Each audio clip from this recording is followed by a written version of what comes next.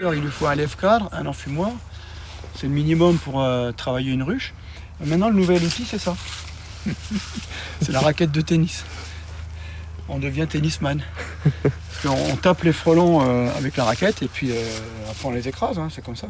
Autour de ces ruches, des dizaines de pièges remplis d'insectes agacent les apiculteurs. Les frelons asiatiques, ils attaquent les ruches et tuent les abeilles. Dans cette partie-là, on met un appât sucré.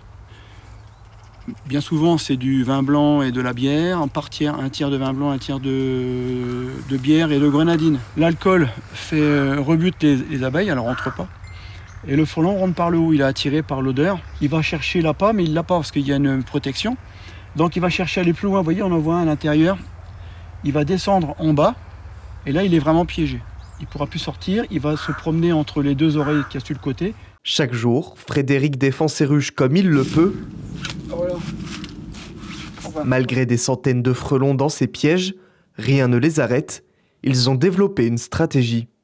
Si on ne fait rien, il se nourrit d'abeilles essentiellement. 80% de son garde-manger, c'est l'abeille. Donc il va aller très près des ruches, carrément se mettre devant et attraper les ruches quand elles sortent de la planche d'envol. Donc ça va vraiment créer un stress dans la colonie. Les abeilles communiquent entre elles, savent qu'il y a un danger, elles ne sortent plus, ou très peu. Moins de nourriture qui rentre dans la ruche, la reine est stressée, elle pond moins.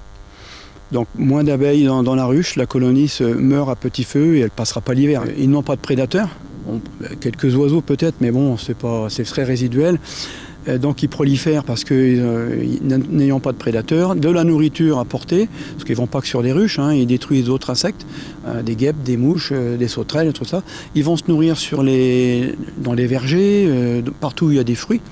Donc c'est très dangereux, même pour l'homme, il peut se faire piquer en cueillant ses fruits. Quelques jours auparavant, il avait même détruit un nid de frelons asiatiques. Pour les tuer, il n'y a que très peu de solutions. Chaque nid peut comprendre entre 15 et 20 000 individus, un phénomène qui grandit depuis quelques années en Marne. Donc ça, c'est un nid de frelons asiatiques, ça. Exactement. Et il y a plus gros, hein. Il y a plus gros, celui-ci il est moyen en taille. Il y en a qui font 80 cm de diamètre, hein, carrément. Celui-ci, il y a entre 10 et 15 000 frelons asiatiques. Il était à 500 mètres de chez moi. Et là, on voit l'entrée. Vous voyez la porte, l'entrée principale. Les pièges sont un coût supplémentaire pour les apiculteurs, entre 40 et 50 € l'unité. Chez d'autres éleveurs marnais, ces frelons peuvent même détruire des ruches. Ici, Olivier en a perdu 2. Malgré les pièges et les protections, rien n'a empêché les frelons de s'attaquer à ces abeilles.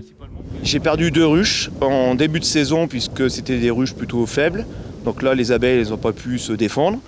Mais ce que j'ai constaté aussi par rapport aux frelons, c'est que cette année, contrairement aux autres années, j'avais beaucoup d'abeilles qui étaient devant les planches d'envol et pour protéger la ruche du frelon asiatique. Les frelons asiatiques sont aussi un danger pour les humains. Il y a quelques mois, à Fismes, dans la Marne, une personne s'est fait attaquer par un nid et en est décédée. À l'avenir, le syndicat Vitria des apiculteurs va mettre en place des formations pour que quelques apiculteurs soient habilités à détruire les nids de frelons.